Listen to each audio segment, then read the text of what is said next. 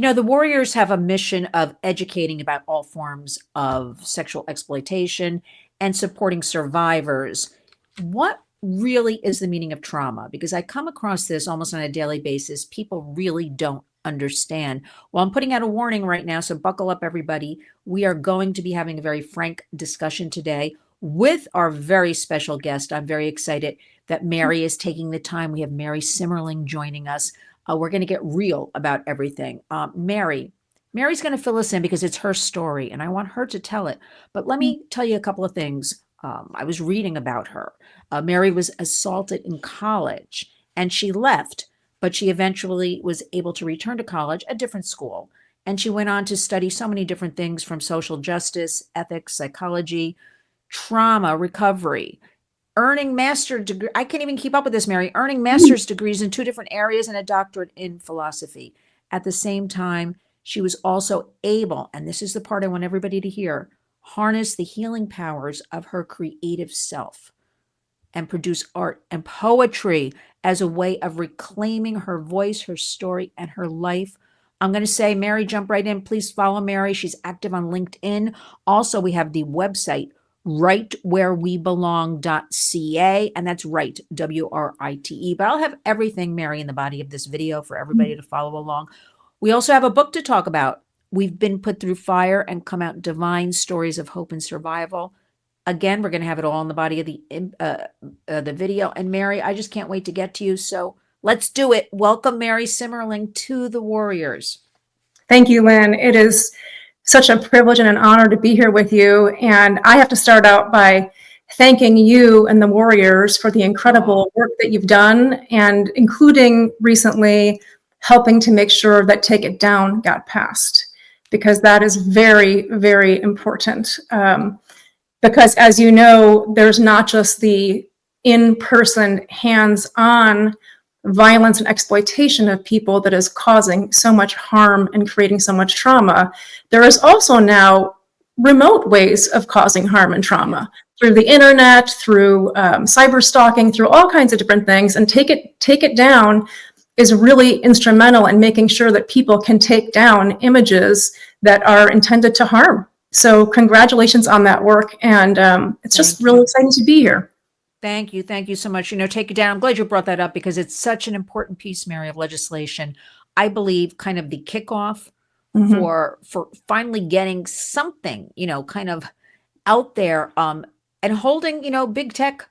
There has to be some responsibility for them. It's a very complicated story, I'm sure you know. But, they have 48 hours to take down content and then they face criminal charges. And we have to do something. And that argument of, this impedes people's privacy. Well, what about this victim? What about this child, perhaps? I'm always saying when I'm talking in front of these groups, especially in Washington, what about them? It's kind of met with like silence by ones that fight us on that. So again, all of this work is bipartisan, human rights abuses. So I'm very excited about Take It Down and something we're working on all this week in Washington, Kids Online Safety Act. So we'll see where that goes. But that's 4 years almost, just about 4 years in the making. But I have very good feelings about that. I really do. So things are starting to cook, Mary. They're happening now. I want to ask you, we're going to jump in, but let's hear a little bit, whatever you want to share. Maybe we never heard about you or read about you or saw you ever speak about maybe your childhood, where you grew up, anything like that you want to share with us. Sure. So I was born in Chicago and grew up in Chicago. I had a unique upbringing because I was part of a large family, and my father was a watercolor artist and preservationist, and my mother had degrees in 3 different areas, and she worked, she was kind of my social justice model. So she was a nurse and also bilingual in Spanish and also a teacher. And so she worked with a lot of communities that were traumatized in many different ways. She was on a citywide nursing team in Chicago where she worked in the public schools, helping families who were victims of trauma and violence. So she was very active in that and really is my role model in the work that I have done. And also from my father's artistic side, I really saw how art can transform our story, help us transform our stories and change lives. And so I've kind of taken the best of my parents and brought them together into my own work, which is blending together philosophy, poetry, writing, activism, leading workshops with survivors and the people who care for them. I'm also active in nonprofits in the US and Canada. I am a senior research advisor to RAIN. I am part of the professional membership of End Violence Against Women International. And then in my own work, I established a company called Right Where We Belong that includes Right Where We Belong Press to publish stories of silenced voices that might not otherwise be heard. And so for the last several years, that's really been the focus of my work. Primarily, That's a mouthful. well, I'll say, Lynn, yeah, but primarily my goal with all of my work is not only to help heal survivors, but to upend victim blaming myths that seek to shame and blame victims rather than the perpetrators who are actually to blame for what's happened.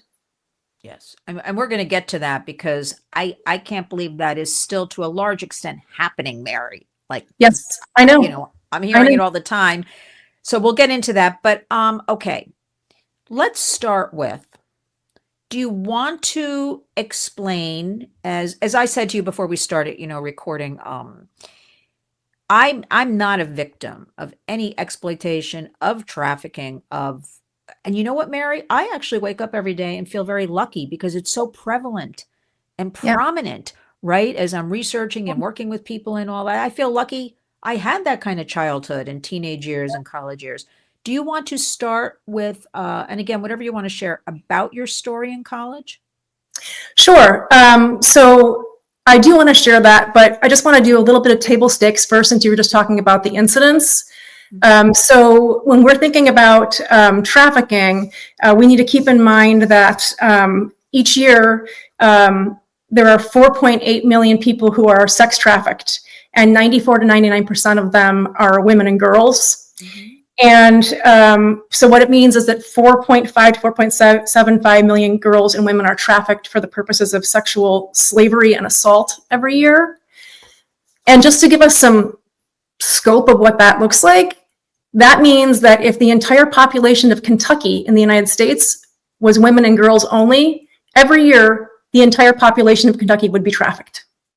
Every year. Shocking. So the enormity of this global public health crisis cannot be understated. And it's urgent. It cannot be understated. And the most vulnerable among us are the ones who are the most at risk.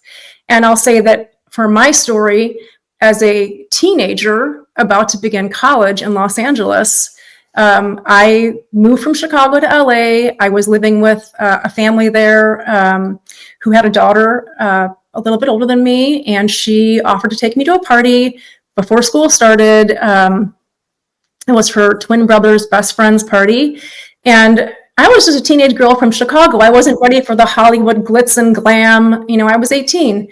And we went to this party at this fancy Malibu house, and people were doing drugs, and it was all crazy. And I'm not sure how familiar you are with the LA and Malibu of the 1980s, but there were no Ubers. I didn't have a car, and I couldn't get home. And so the guy whose house it was said, "Don't worry, you can go sleep in my sister's room downstairs. No one will bother you. It's really quiet." And then, of course, he came. I woke up to him forcing himself onto me. And even in the car, I finally got the other teenager who brought me there, to drive me back to my sister's house, because my sister was living in California at the time. And I said to her in the car what had happened to me, and she said, he would never do that. That you must be mistaken. You must be wrong. And that was my first time understanding really that someone wouldn't believe me, and that there's this way in which the questions I was asked in the aftermath of the assault were really thinly veiled accusations that it was somehow my fault. So the question, "What were you wearing?" as if that could ever excuse or justify sexual violence of any kind. And so over the last 2 decades since I wrote my poem, What I Was Wearing, because I got so sick of being asked that question, and maybe I'll have a chance to read at the close, I have just been really trying to help other survivors reclaim their stories and reclaim their voices. That poem was shared 10 years ago at an End Violence Against Women International Conference, actually 12 years ago now. My friend Anna Ream, who started the Voices and Faces Project in Chicago, incredible work, she brought my poem to that conference. And 2 of the conference attendees reached out to me and said, we want to make an exhibition based on your poem. That was 12 years ago. It's now been exhibited across 6 continents. Many, many thousands of survivors have participated in these events where survivors can have representations of their clothing together with some comments about what they were wearing. And I'll tell you, Lynn, one of the things that I am most proud of about that work is that across all that time, no one ever reached out to me and said, hey, Mary, I read your poem. I was in that exhibit. That was really incredible. Why I love this, Lynn, is that it was no longer my poem. It was their poem. They took it on. They saw themselves reflected back in my words, and my words became their words, and it became a way for them to reclaim their stories. And that's the work I want to be doing in the world, giving survivors back their stories in their own words. I mean, it's absolutely incredible. And also the survivors. I mean, Mary, you're strong enough to, how should I say this? You know, most women, we'll say women now and girls. We know there's some boys and men involved as well, but you pointed out the stats. It's mostly, you know, women, young women, girls, teens. They can't talk about it. Right. You know, they just can't. And you know, it's the same conversation I'll have sometimes. As an example, you know, my whole background's the music business. That's where I started decades ago. So I always heard things, but I heard things, right? Like, so when I would say to somebody, well, then you have to, you know, go to law enforcement or the police. Because I wasn't, it didn't happen to me. And we have to have proof, right? We have to have, and they'd be like, no, I'm scared. I can't, like, nobody will believe me. And that, I'm talking 40 years ago, I heard that, right? And this is why women, girls, people don't come forward. All right, let's continue with, tell us, I have so many questions for you. I believe survivors are so completely, Mary, underserved. Yes. I'm not, I really don't understand how we allow this, because I focus at the Warriors on the United States. We know it's a global problem, right? But I focus right here, our own country. Yes. And that's what got me going. Like, I couldn't believe this is the United States treating people like this. But on top of it, right? Because we know when there's a dollar to be made, things are going to happen, or people are going to be exploited, or just young girls. You were a teen, basically, right? Yes. And I am familiar with Malibu. That's like in the middle of nowhere in the 1980s, right? That's like, you know, the side of the ocean. Why do you think there's all this talk these days, you know, we're going to help survivors, we're going to do this, we're going to do that, but I'm not really seeing that much happen. And I don't want to sound like a Debbie Downer, like I don't, but No. like I clearly can see how we can begin fixing all of this. I mean, simply, but what you're doing can be replicated, right? Right. And things funded, what you're doing, right? What we do at the Warriors, some of the things we do. Right. Why do you think there is the pushback about this issue of sexual, you know, whether it's rape, exploitation, trafficking? I'm calling trafficking now slavery, because for me, Mary, it's a much more descriptive word. People will understand when I say slavery. They kind of get like the public, not people who know it, you know, they get a little confused about trafficking. They really do think it's a car still, or a truck, which happens, but they don't understand, as you pointed out, you know, it's on your phone, right? Yes. It's on the corner. It's a teen girl's boyfriend in high school, and she may go home to her own bed at night, but he's trafficking her or something. Why do you think in 2025 almost we have such a problem with this, Mary? I think people don't want to talk about it. It's a very difficult conversation to have. And it's hard. It's not pretty. It's ugly. It's horrible. I don't know how we can tolerate this continuing to happen. And it's over the last decade, the numbers haven't gotten any better. It's That's stayed exactly the right. same. Escalated. No, but things are just It's escalating around us. escalating and spreading. And I think, so Lynn, I'm a philosopher. I care about language. You care about language. You talk about how we need to choose our words carefully. And I think that part of the problem is that the language we use to talk about these things is wildly impoverished, right? So Yeah. take, for example, the word grooming. That doesn't begin to tell us how evil and manipulative Yes. it is when someone stalks for the purposes of sexual exploitation and harm another human being. So Lynn, I'm going to introduce you to really innovative language that my friend and collaborator, Edie Nathan, who is a therapist and an author, she's developed this language called predatory events. So I was out running in the forest, listening to a podcast, and this came on, and I stopped dead in my tracks.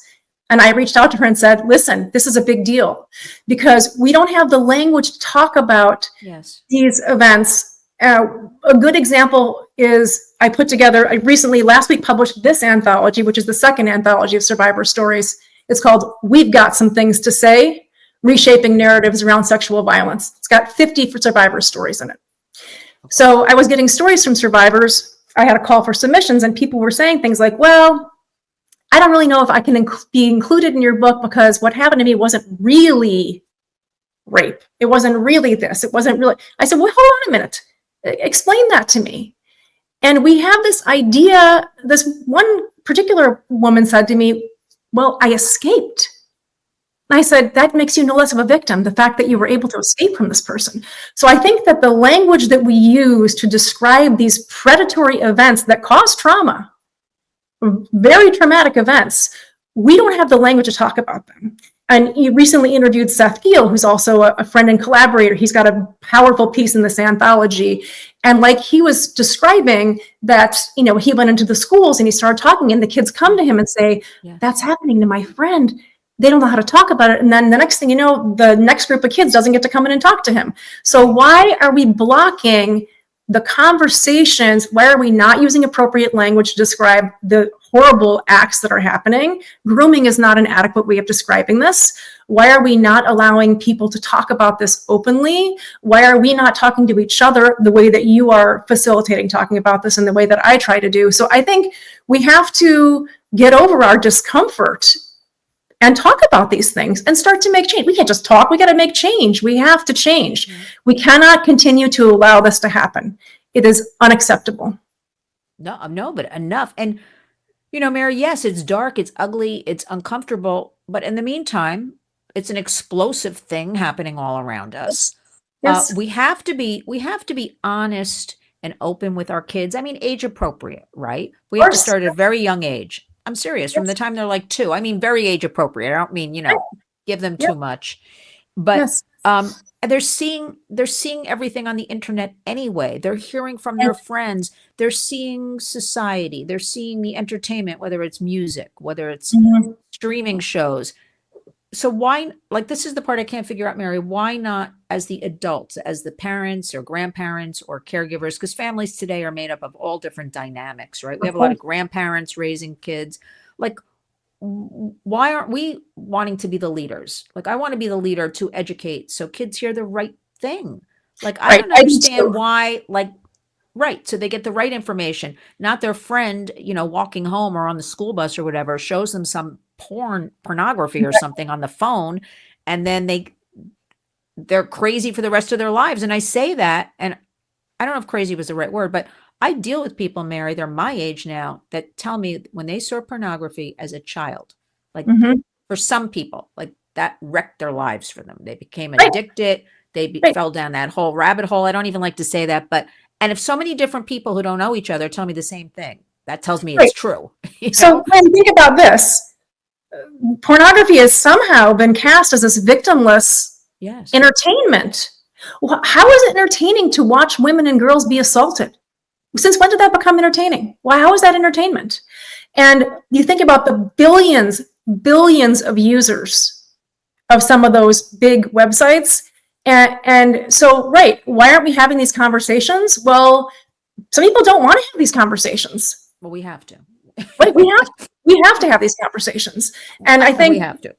but another thing that's coming up, another person who I will highly recommend to you that you have on your show is a father named Chris McGee. I don't know if you know his story, but his daughter was I would love to talk to him more. assaulted Yeah. by a police officer who was supposed to be on the community walk and talk program. And she had been assaulted as a high schooler in high school by another student. And then this community program was supposed to be helping to support her. And one of those police officers assaulted her. And he pled out to a misdemeanor and walked out of the courtroom, a free man. So Chris is trying to change the laws. And of course, shouldn't all police officers want police to be held accountable for these crimes against children? And so he's working to try to change. He said, look, Mary, I looked into this, and it's not just Pennsylvania where we live, it's widespread. Very widespread. It's widespread. And so we need to be able to trust the people who are there to protect us, that they'll actually be able to protect us and we can turn to them. We have to trust the systems, right? Because if you can't trust the system, if you can't trust the police, if you can't trust doctors in New York who are being put in jail because they are assaulting children, and we know this recently happened at my former employer, and it's still happening. So the whole system is broken, Lynn. I'm sorry to give you the bad news. The whole system is broken. No, but I'm right there with you. Like it and is broken. And we need to change. And it's broken. But you know what I'm worried about, Mary? I really feel like people have this has become like normalized for them. They're habituated to this because we're being inundated. I can't tell you how many different stories come across every day that I'm reading, that people send to me, that are press releases. And it seems like everybody from a father, a mother, the New York Times just covered. Yes. Do you know what I'm talking about? About the mothers with the kids and yes, they're directing a video. And I'm like, I'm really, and because it is dark and ugly, like the worst thing that can happen is people shut the door.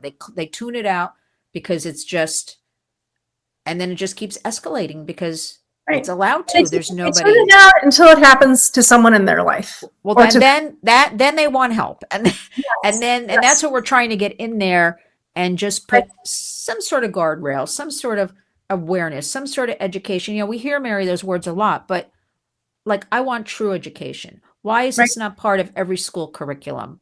Again, age appropriate. I don't mean, after all, if we can have books, and that's another program that are graphic, for little grade school kids. I think this is very important to have this kind of thing, like, okay, here's what I want to ask you. I was also saying to you that people I run into on a daily basis almost do not understand what trauma is. And I mean this, Mary. And they also don't understand when somebody is assaulted, trafficked. They don't understand it's a lifelong trauma. This is the way I view it. Give us your take on all this, because I deal with survivors and it's like they have a good day, a bad day kind of thing. Let me read you a poem, Lynn. Let me read you a poem. Yeah. Okay. This poem is called Back at the Scene of the Crime. Back at the scene of the crime. She described it as utter confusion paired with knowing. And I understood that to be in this body afterwards was to remain at the scene of the crime always, invisibly, solitarily, knowing what had happened, but never why. Someone once asked why I didn't scream, and I wanted to say that I hadn't had a voice then, and I wondered how it was that they could have not known that. The screams came later, in the middle of the night, waking up alone and afraid of the silence, afraid of the dark, afraid of the night. Terror engulfed in silence, confused knowing, dislocation, abandonment. Indivisibly, I remain at the scene of the crime, no longer silent, no longer confused, no longer alone. Powerful, Mary. Thank you. Talk that is about, yeah, we're going to have like monthly meetings, you and me. So because there's so much to talk about. There's so much to break down. There's so much to Yes. explain. It's really hard to do like something in 30 to 40 minutes. It's kind of, um, let me ask you, because, I'm affiliated with a little art studio here in New York in Soho, and I bring, survivors there. And after they get to know me and kind of, could be an hour, a little bit. Mhm. We play disco music or whatever music they want. Mhm. Luckily for me, they all sort of like disco music, but I digress. That's right. And we have food and we paint and talk, and they really open up when they're doing artwork. Like Yes. after I keep it very light, like, Mhm. very light. Mhm. And it is such a good healing thing, the art, the Yes. writing. A lot of them were telling me they're keeping journals, or they just write on scraps of paper. They send them to me, right? Yes. Some of them. Tell us about some of the workshops. Tell us about your work a little bit. Tell Sure. us why all of this. We're even getting into kickboxing with, with Good. survivors to get physical, kind of thing. Yes, of course. Tell us all about you and this work and why it's so important. Sure. So when I felt the transformative healing power of art in my own life, I have been a writer since I was a young girl. I won a 10-speed bike when I was in first grade for an essay I wrote. I've always been a writer. Wow. And so I always knew I wanted to write with, after having been assaulted, I knew I wanted to write with survivors. I just didn't know how to go about doing it. And so I was talking with my friend Scott Berkowitz, who's the president of RAIN, and I said, listen, Scott, I've got a good idea for you. RAIN should do writing workshops with survivors. And he said, well, that's a great idea, Mary. Who do you think we can get to do that? And of course, I'm sitting there thinking, yoo-hoo. Me. But Lynn, then I realized, well, hold on a second, Mary. Do you really have what it takes to be able to do that? You're sure you're a poet, you're a writer, you're an artist, but do you have what it takes to lead those workshops? And I thought, well, I have a couple of gaps I need to fill in. So I went back and got a master's degree in psychology, studying social justice and emergency response, which is what a rape survivor needs, is an emergency response, right? And I studied, so as part of my master's work, I developed a framework for leading writing workshops with survivors of sexual violence. I also trained with the Amherst Writers and Artists group out of Amherst, Massachusetts, to learn how to lead writing workshops in ways that would create community and a community of belonging and a culture where there's no negativity, where there's openness, there's no criticism, and we don't.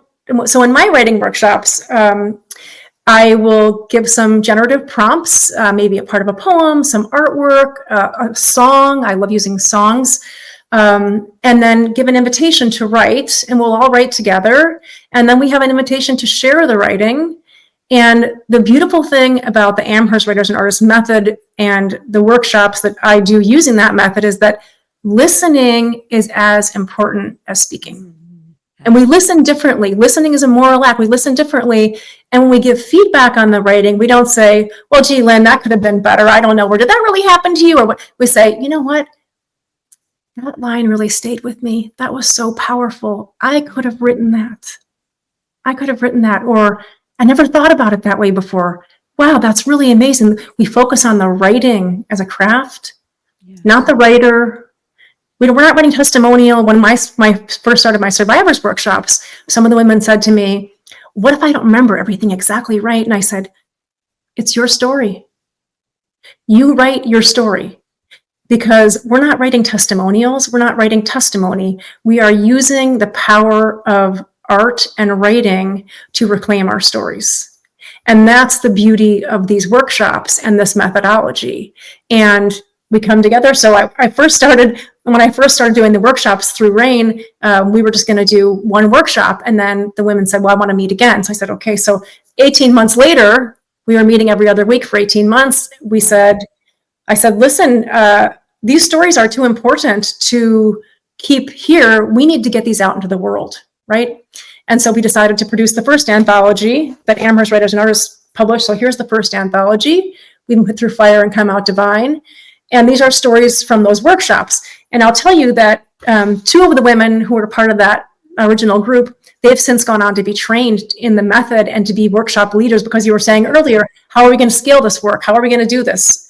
So I am trying to scale this work. I am trying to do it. And the beautiful thing, and it sounds very resonant with what you're doing with the warriors, and I would love to come and lead a workshop or workshops with the warriors. Yeah, we'll do that. I want to do that with you. Yeah. A writer, Lynn, what's the definition of a writer? Who is a writer? A writer is someone who writes. And writing as a craft belongs to all people, regardless of socioeconomic status, education level, anything. So we approach writing as something that belongs to all people, regardless, all people. And I love that. I love it. And I tell you, the writing I hear in my workshops, well, look, it's, this book and this book. This is a lot bigger. This is the second one. And people have said, I read your stories, I read your poetry, and you made me believe I could tell my story and that I wouldn't spontaneously combust or everybody would hate me. Most important, Mary. That's like the most important thing for Right. somebody. And again, Yep. we're gonna have all the information in the body of the video, so people, they're on Amazon, Yes. or so everybody can share. Especially, what I'm promoting, Mary? I know it's the holidays and people buy each other gifts. That people buy books. Yes. And even Yes. if there are books like this, because we want to raise awareness about topics, right? We want to raise Yes. awareness and educate. And again, because what I consider this is an American crisis, what's going on. It's a global crisis. It's a global crisis. Oh yeah, it's a global crisis, but I'm sticking with like America, because people will deny. They will say that same thing to me, Maria. It's the Philippines, it's Thailand. I'm like, no, it's here in the middle of every Yes. town, city, and rural area across America, in one way or the other. It's here. So I'm promoting the holidays, buy books, buy one for yourself, buy one for a friend or a family member. Or if you can't do that, you buy it for yourself and you pass it on, pass the book on, make a chain out of it. Well, Lynn, yeah. I was just going to offer, if there are people watching, listening, who either work at a center for victims or have a library, they can reach out to me and I will send them copies of the anthology, because I want these books to get into the right hands. And I also want to offer to you, and I may mention this before, that in January, for the Trafficking Awareness and Prevention Month, I want to pick a day or a week or whatever it is where the proceeds from the sale of the second anthology go to Lynn's Warriors, because I want to support your work too, and we can spread the word. And I'll tell you, the stories in this book, they are hopeful. They are hopeful, and it follows. That's it, giving hope, giving hope. As we sound so dire about everything, there's a lot of hope there. I'm glad you're saying that. Do you know what this flower is? No. This is fireweed. This is what grows after the forest burns down. Yes. So I would love to do that. Thank you. Because Yes. everything I pretty much do, Mary, goes back into survivors. Like I Yes, just turn of it course. around and distribute. Like that's Right. And we'll talk. That would be great, because we are. Yeah, this will expand the community too. People will know they can come and write with me, attend the book launch. There are all kinds of things. That's what I want people to know. There's so many different things they can do with you. We'll work on that together, Mary, because that's excellent. Thank you. And that is what's much needed. I want to ask you, I don't want to forget, you're a mom. Yes, I am a mom. Now, do you want to discuss it all? How does this affects on your family? You don't have to, or so you don't when have you to go say there, but I just thought I'm always like questioning moms about things, Well, I feel like it's a privilege to have a teenage son that I am raising. And he is aware of the work that I do. We have in our family, sadly, a history, talking about mothers. My husband's mother was raped and murdered when he was 5 years old. And so, unfortunately, this trauma, this kind of trauma has been a part of our family since we created ourselves as a family. And it's work that my husband and I are very much involved in working to support survivors and those who don't survive, Lynn, like Cynthia, my mother-in-law. So we do a lot of work with RAIN, Rape, Abuse, and Incest National Network. One of the things we're particularly focused on with RAIN is that they have the largest database of survivors' stories, to help provide funding to do the research so that we can get information about what's happening right now, what's going on, what's really happening, get that put out there to inform laws, inform programs, develop educational programs, prevention programs. So as a family, as a mother and as a family, we are very much involved in this work. We work with the local shelter, and my son's job is always to make sure that the kids living at this shelter, it's a long-term shelter for women and their children fleeing violence, that the kids have Christmas gifts or holiday gifts, and I make sure the moms have their own wrapping paper, because who doesn't deserve the dignity to wrap their own child's gift, right? And to write those cards. So to make life as normal as possible for those families, and to be engaged in the work in the community, and giving the Lego to the mom to be able to give to the kid. So it's something that is part of our daily life, part of the work that we do as a family. And I'm deeply proud of that. And I am so grateful to my husband for all of his support, and for really making possible that I am able to do this work the way that I am. Yeah, that's Mary. That's beautiful. You have a true family partnership, Yes. in all of this, a full Yes. circle. Let's finish up.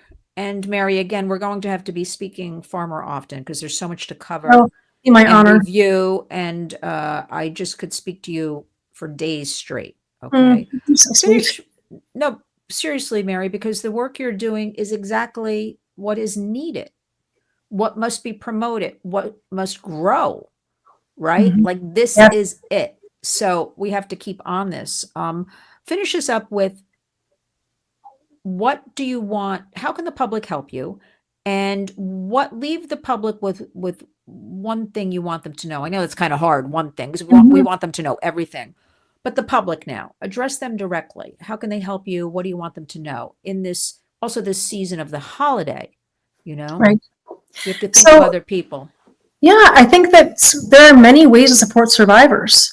And, there are many charities that actually do that frontline work in your communities that would benefit from your support, whether it is, giving a donation, giving money, volunteering. There are many, many ways we can make a difference.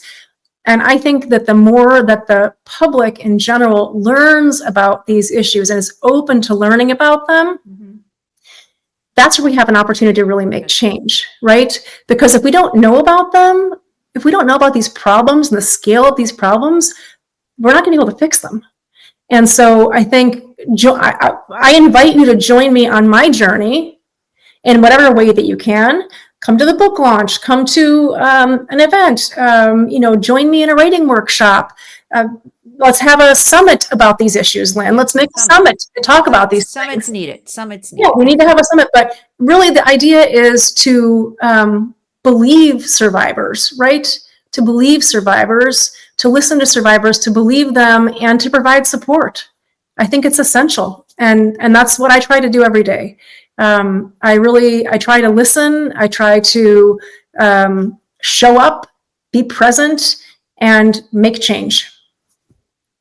You're speaking my language, Mary. I just told somebody 99% of it is showing up. I just said to somebody, Yes. and also you mentioned even earlier about the listening, very important Yes. to really Yes. listen to somebody. And also, I have a wonderful warrior, Mary, and she paints little paintings for survivors, and she writes all kinds of little notes to them that I distribute. And they get so happy when I give them this little envelope with something, because I don't open them. Sometimes she leaves them open, or sometimes she seals them, so I don't break a seal or anything. But I see them reading them, and I see their eyes. And so it's just even things like that, writing little notes that we can pass along. Exactly. Writing just little notes. everybody can do something. And I'm a great believer, going into 2025, we now live in a new kind of country where everybody must, really, I believe this, must and can do something. Doesn't always have to cost money. Money's always good, right? But it doesn't have to. And that's what I want everybody to get the mindset around too. Everybody can. They have the capabilities to do something. Well, Mary, I again, I'm going to have all your information in the body of this video.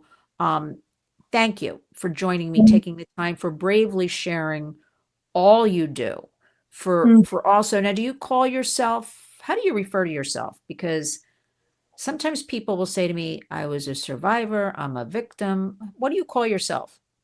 Do you I'm a even go survivor. there? You're a Yeah, survivor? I'm a survivor. I'm a survivor. I'm a poet. I'm a philosopher. I'm a mom. I am made up of many different things, but I survived my assault. I'm a survivor.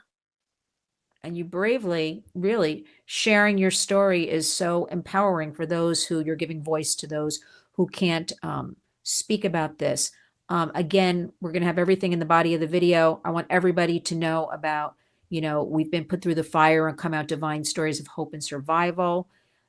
Mary, I don't know what to say to you. I'm going to say, Mm, let this be the beginning of yes. everything we do together. Our hashtag at the Warriors is community creates change. And I really believe in that. And I just want to say to you, you really are a true warrior. And I want to thank you. I Thank can't thank you enough you. for just being here and doing what you do. And I want us to speak again soon. So promise me we will do that. Happy holidays. Yes, please, Lynn. Thank you so much. It was really an honor to be here, and I'm a great admirer of your work, and we're just getting Thank you. started. We're just Thank getting you, started. Mary. To be continued, I like to say. Thanks, Yes, Mary. We'll speak again soon. thank you.